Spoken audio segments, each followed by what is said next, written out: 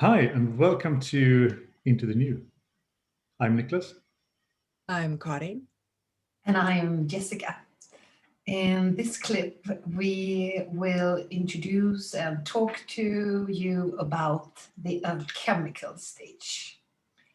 And that feels specifically curious to us because the fact is that we don't know as much about this stage as the other stages. So we'll try to have an explorative dialogue between us with what we know from science, but also our own curiosity and inquiry into this state. And the shift into the alchemical stage is a non-cognitive shift. It's completely of the inner world, inner journey. And the experience is personal. It differs a lot from person to person. Yeah. So we just try to explore. I love the notion of the shift being post-cognitive. We can't learn this. It's an experiential inner expansion that will resonate in the outer expression of our beings. And if the transforming stage realizes that no one sees the world as it is, that might translate into the alchemical stage as no one sees the world.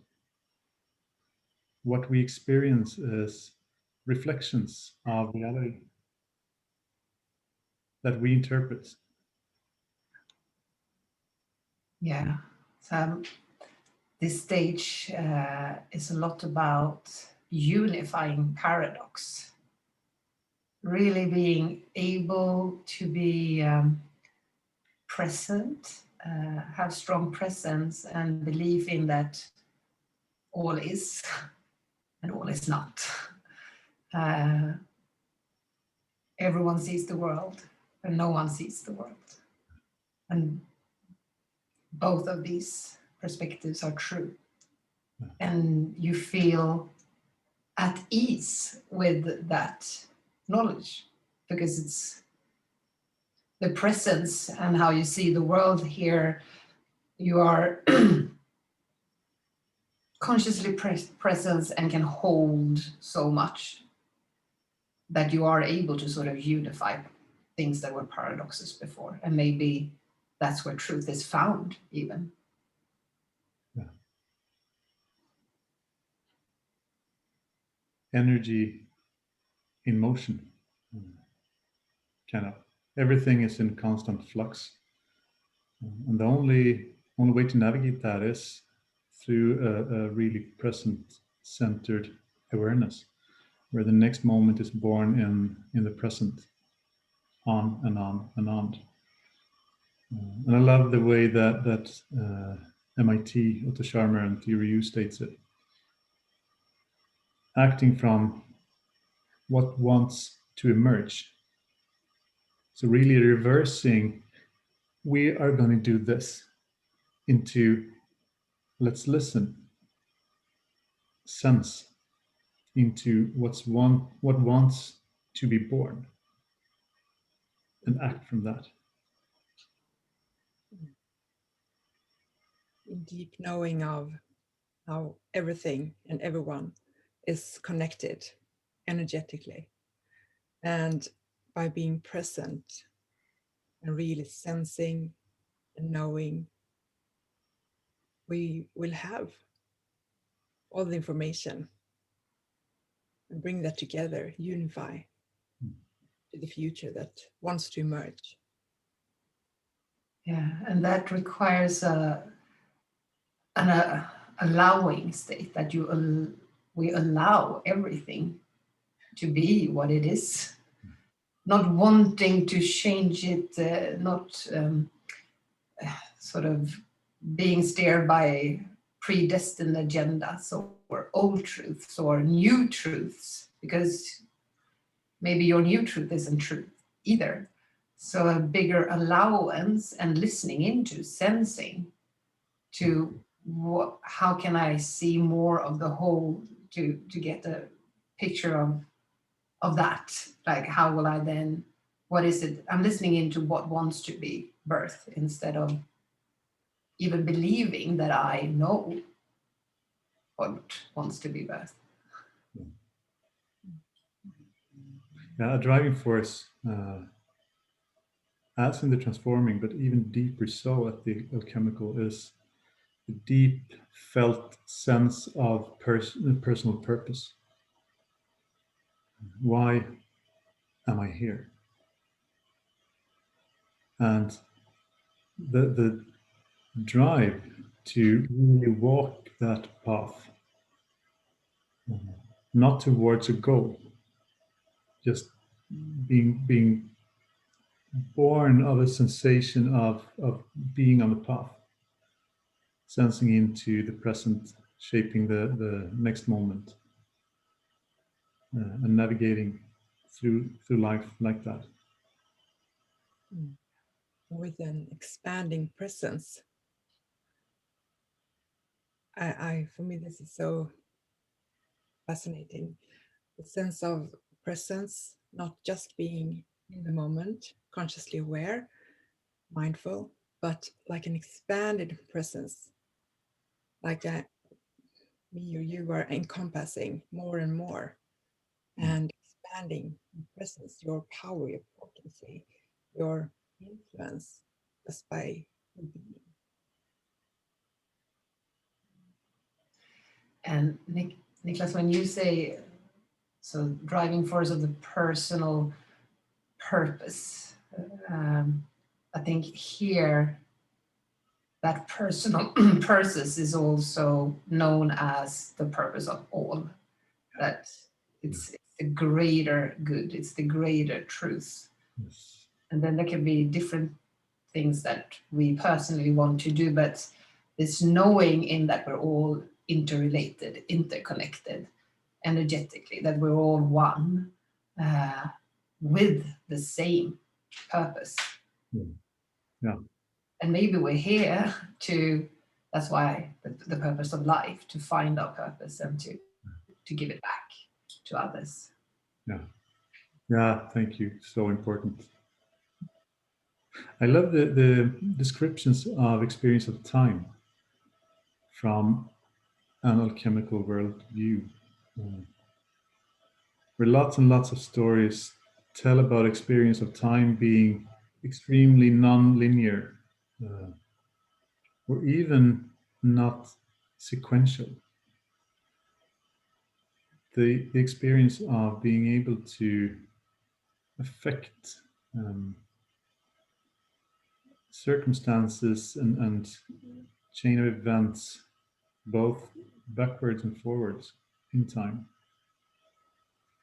Also, the notion of time expanding, being present and focusing on what is true in the moment can create an expansion of time.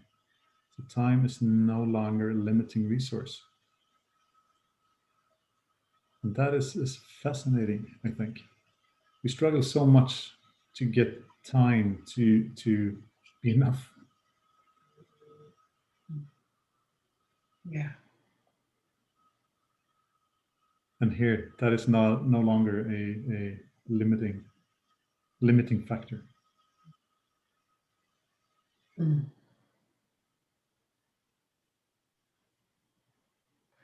So I think Go. I'm thinking about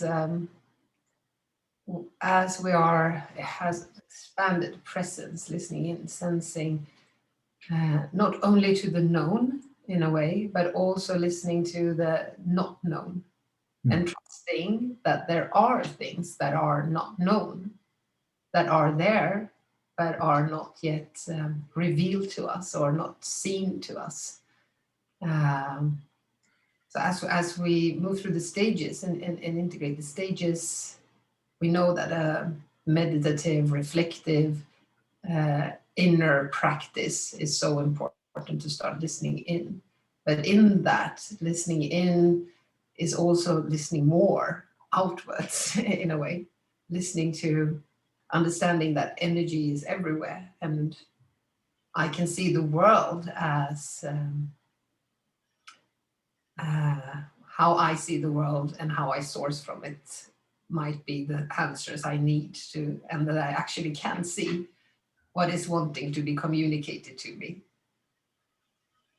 And this is hard to explain. Help me out.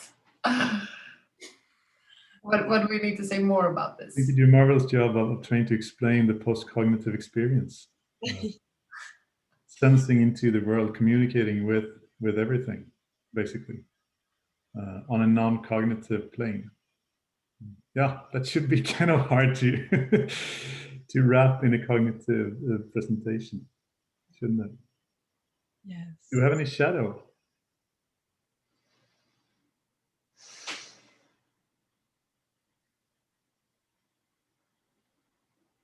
I don't know. Good to say. I don't know.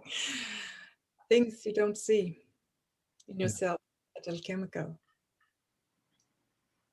I think about it as maybe more, not as much as a shadow, but a continuous journey of loving the darkness as much as we love the light. And I sometimes use the metaphor of the yin and yang symbol. For everything to be whole, for everything to be smooth and running, we need to encompass and love the darkness as much as the light. And obviously that's a quest of life, being able to, in sorrow and in pain and in guilt, understanding and allowing that, sourcing from it, learning from it, integrate and expand from it. So maybe it's not shadow, but it's like, how do I allow and love everything. Yes. And maybe even experience of everything at the same time. Both sorrow and joy is within me. It's within you, the world. Anger and love. Yeah. Like the point of singularity where things just are. We don't have to differ or divide. I like the expression, everyone is everything, and everything is in everyone. Like a wrap up to this exploratory dialogue. Yeah. Maybe we settle there. Yeah. It's we are hoping that with this conversation between us that you also that we've sparked your curiosity and questioning into these philosophies almost, or ways of choosing to explore our world ourselves. Thank you for listening, and we would love to continue the dialogue with you. But most of all, keep on being curious and become more self-aware, which will naturally lead to change and maybe transformation. Bye for now.